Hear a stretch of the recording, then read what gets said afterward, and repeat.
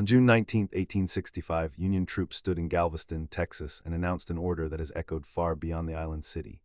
General Order Number 3 declared that, under a proclamation from the President of the United States, all enslaved people in Texas were free. The sentence was simple. The reality behind it was not. Freedom had been proclaimed earlier, fought over for years, and resisted at every step.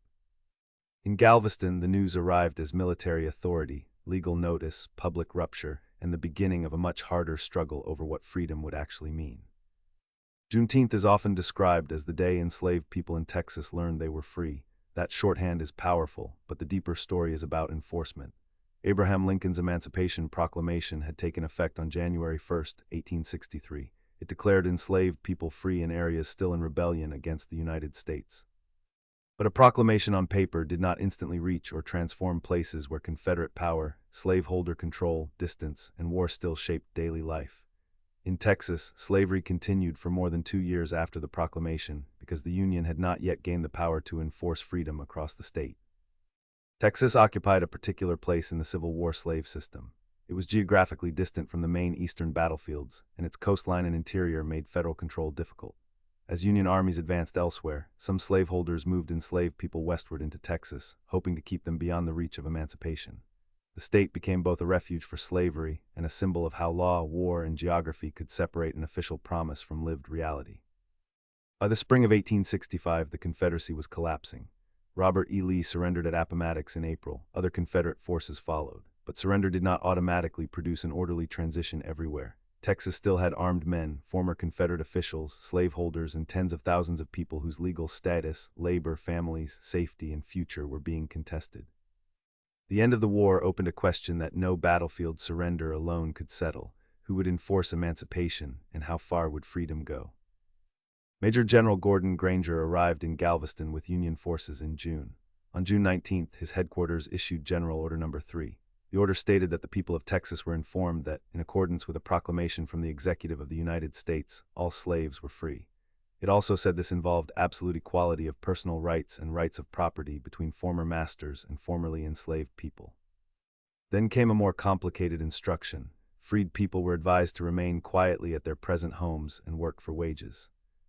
That wording captures the tension of the moment. The order announced freedom and equality before personal and property rights, but it also tried to channel the transition into wage labor on existing plantations and farms. It did not hand people land, it did not erase violence, it did not guarantee fair contracts, it did not reunite families already separated by sale, flight, or war. It marked a decisive legal and military break, but it also showed how federal authorities were already trying to manage labor and social order after slavery. For enslaved people in Texas, the announcement could mean a range of immediate choices. Some left plantations to search for family, safety, paid work, or communities where they could define freedom for themselves. Some remained temporarily because leaving was dangerous or because wages, movement, and family decisions required negotiation under pressure. Some faced former enslavers who tried to delay, reinterpret, or ignore the change. Freedom was not a single, uniform experience. It was a new legal status entering a landscape of power where white resistance remained strong. The date mattered because it joined law to force. The Emancipation Proclamation had made emancipation a war aim and had authorized the United States Army to recognize freedom in rebel territory. Union victory made the policy enforceable where the Confederacy had previously blocked it. General Order Number 3 was not the beginning of the idea of emancipation. It was a public enforcement moment in one of the last places where slavery had remained practically intact. The cause of the delay was not mystery alone, it was power. Slaveholders could still make claims over labor until Union force, federal law, and black action broke those claims in practice. The legacy of Juneteenth therefore rests on a historical cause and effect chain. Wartime emancipation created the legal claim, military victory made enforcement possible, and Reconstruction tested whether that claim would become durable citizenship. The evidence also warns against a myth of instant freedom. Historians describe emancipation as an aftermath process as well as a wartime decree, because communication, armed enforcement, labor bargaining, family movement, and local resistance all shaped what the order could accomplish. That context is why the Juneteenth claim on national memory is so strong. The holiday remembers both the announcement and the struggle to secure its meaning. The 13th Amendment, ratified later in 1865, abolished slavery throughout the United States except as punishment for crime. That amendment gave national constitutional force to what wartime emancipation had begun. Juneteenth therefore sits between several dates: the Emancipation Proclamation in 1863, Confederate surrender in 1865, Granger's order in Galveston on June 19th, and the 13th Amendment in December. The importance of Juneteenth is that it reveals why all of those dates matter. Freedom was declared, fought for, announced, enforced, and then contested in law and life. Reconstruction brought new institutions and new conflicts. The Freedmen's Bureau, churches, black schools, mutual aid networks, and political organizing all became part of the effort to turn emancipation into citizenship and community power.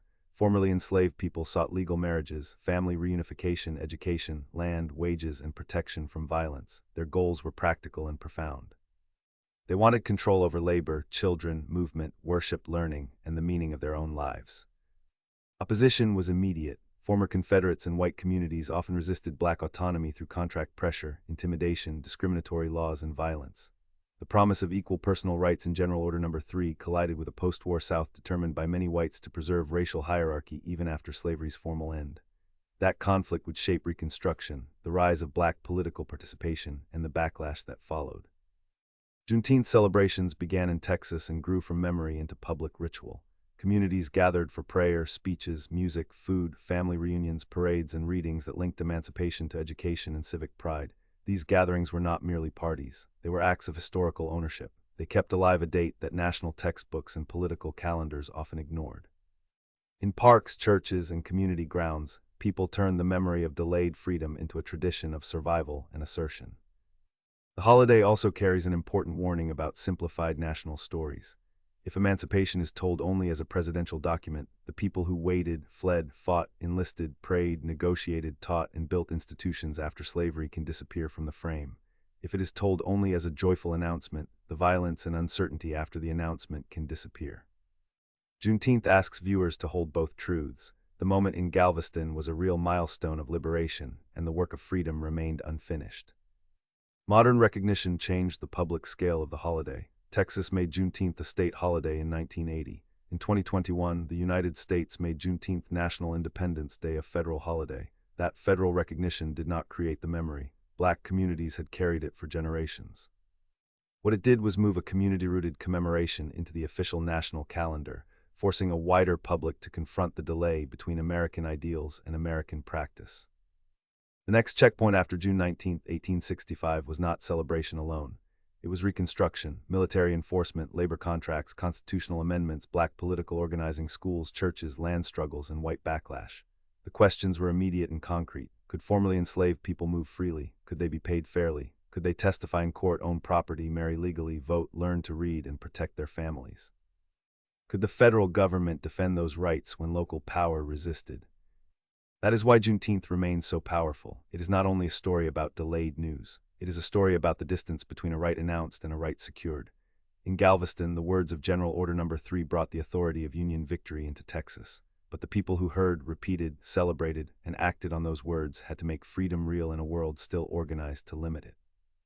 On June 19, 1865, the end of slavery in Texas became public under federal military authority. The order did not solve the future, but it changed the ground under everyone's feet. It told enslavers that the old legal claim to human property was over. It told formerly enslaved people that the United States now recognized a freedom many had already claimed in hope, flight, service, and resistance. And it left a legacy that still asks the central historical question: what does freedom require after it is announced?